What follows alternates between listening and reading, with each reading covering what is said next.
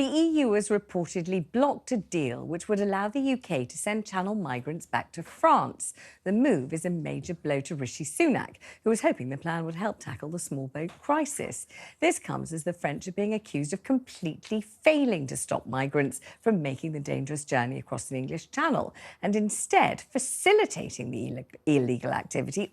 Our correspondent, Oliver Whitfield-Mearchich, has been out in the waters all day and spoke to one British fisherman who highlighted France's inaction. How would you characterise the French response? Do you think they're being useless? Do you think they're doing an all right job? Or do you think actually they're doing really well? They're not doing really well, that's for sure. I mean, I've watched it go on for many years, and they have got a very difficult situation in the fact that there is a lot of people leaving the beaches all at the same time.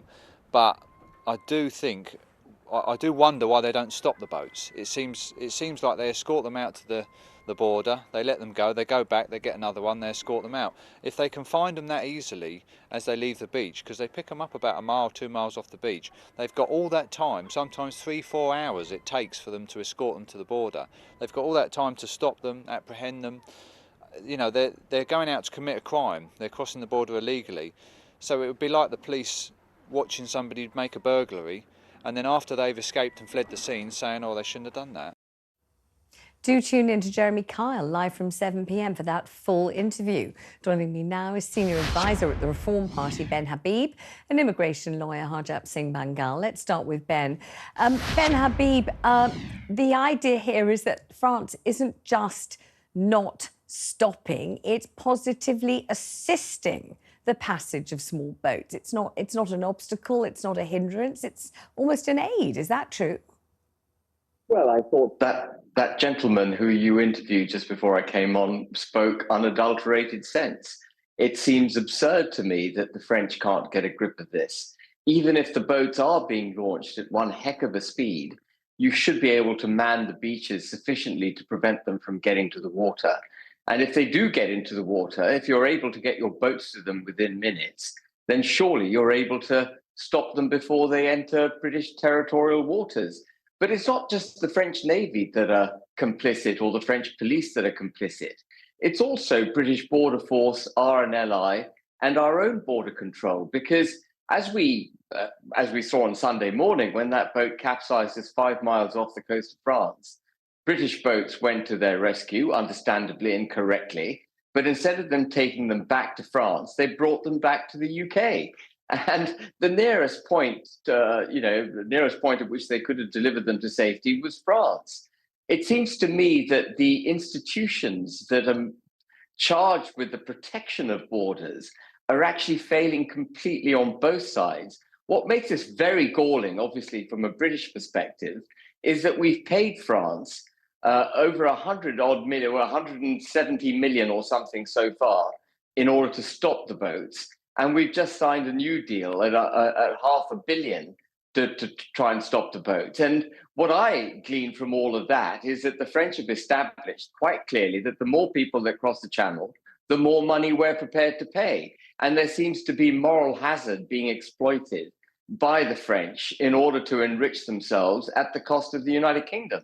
And of course, it is in France's interest anyway, isn't it, to have as fewer people as possible remaining on their soil.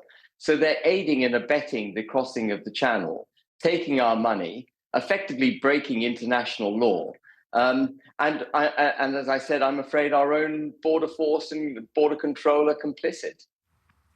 It's not that they're taking our money, is it? It's that we're paying them this money. Why does the government elect to pay this money to France if their record in stopping the boats is so abysmal and if it continues to be so pathetically inadequate? What do we think we're paying them for? Who makes the decision to part with such a vast swathe of our taxpayers' money to try to pay the French to do a job they seem, as you quite convincingly say, are utterly unwilling and unable to do?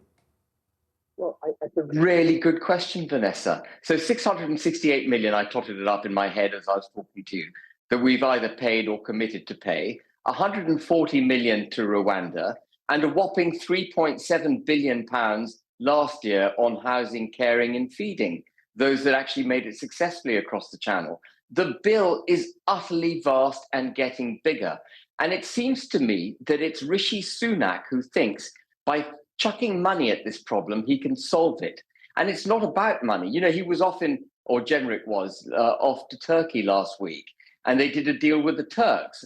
And that deal basically revolved around the Turks agreeing to have British officers on soil in Turkey, identifying where the dinghies are coming from, and then trying to break the supply of dinghies. Well, I mean, even if you were to succeed in breaking the supply of dinghies in Turkey, they'd source dinghies from elsewhere. So goodness knows how much taxpayers' money is being wasted on Turkey. I mean, it's a complete catastrophe and failure of governance.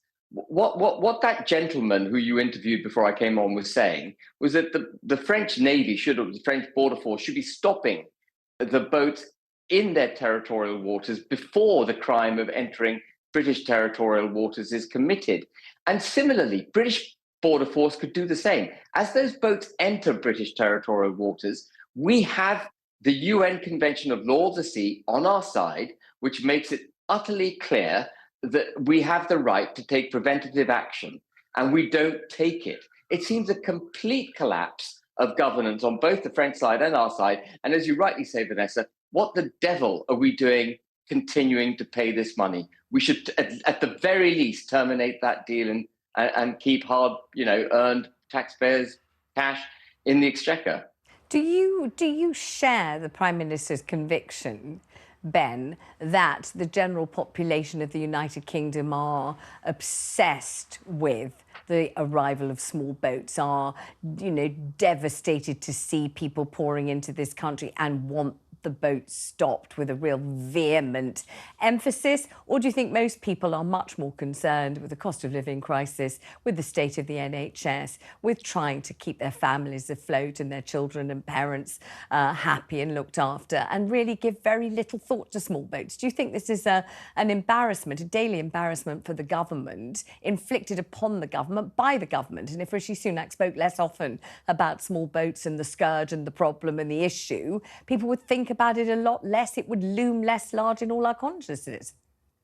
I don't think it's as simple as that. I think this is a genuinely large problem, and it's going to get worse. We're going to have dystopian imagery across rural United Kingdom as thousands of people are forced to be housed either on air bases or on, barges across the south coast or wherever it is they choose to put them.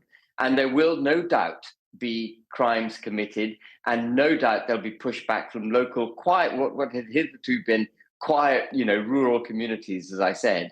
And I think we're going to see this problem get worse and worse. What's really interesting, Vanessa, is that I was on talkTV, you might regard as a sort of center-right, media channel, but I was on a channel the other day which did a phone-in, a media channel that was actually, one could regard as center-left. And they did a phone-in on the key issues that were troubling the people watching. And of all the choices put out there, which included climate change, cost of living, and so on, NHS, etc., the migrants was the biggest call-in. And I was staggered because I kind of, you have to be attuned to the fact that I'm centre-right, I go on centre-right channels, and so maybe I'm, reinforcing my own kind of little echo chamber. But when I was on this other channel, the calls were all about this migration. And of course, we're talking about illegal migration, but I think people are also very concerned about the very significant increase in legal migration, 600,000 people net this year, 1 million gross. 500,000 British people left the United Kingdom and 1 million foreigners came in last year. And the nature of the country is changing. And I think people can feel it. So I think it is a very important political issue. All right, let's bring in my other guest, Harjap Singh Bangal. So, Harjap, you've been watching this, you've been listening to what people have said about France being either unwilling or unable or complicit or whatever it is, but certainly not doing anything much at all to stop the small boats. And we are paying an enormous amount of money to France to do it. They're not doing it. What's your take maybe on why not, and on what could happen next, if anything? Probably why not, because of the huge scale and the fact that the gangs have just always been 20 steps ahead of the British government and even the French government. This is not a new thing, channel crossings. I mean, I've been doing my job for 20 years, And this was happening in 2001, 2000, since then. So it's not new. And the routes are pretty much the same. The French coast to the Kent coast. I mean, everyone pretty much knows that. I just find it incredulous that the two governments and even Europol put together with all the resources that they have, all the money that they've ploughed in to try and stop this, cannot catch these gangs. It's almost like saying that there's a bus driver who drives the same bus for 20 years from bus stop A to bus stop B. And yet when someone goes to identify him, everyone goes, sorry, we don't know who he is. He's 10 steps ahead of us.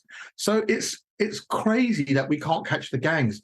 I always say, in order to stop drug dealing, there's no point locking up all the drug users. That will not stop the drug dealers.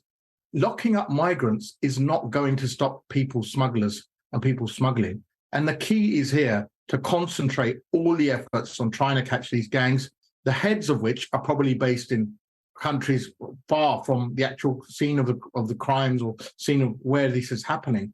But however, there has to be some sort of effort to catch these gangs and stop these gangs. That's the only way people will be deterred.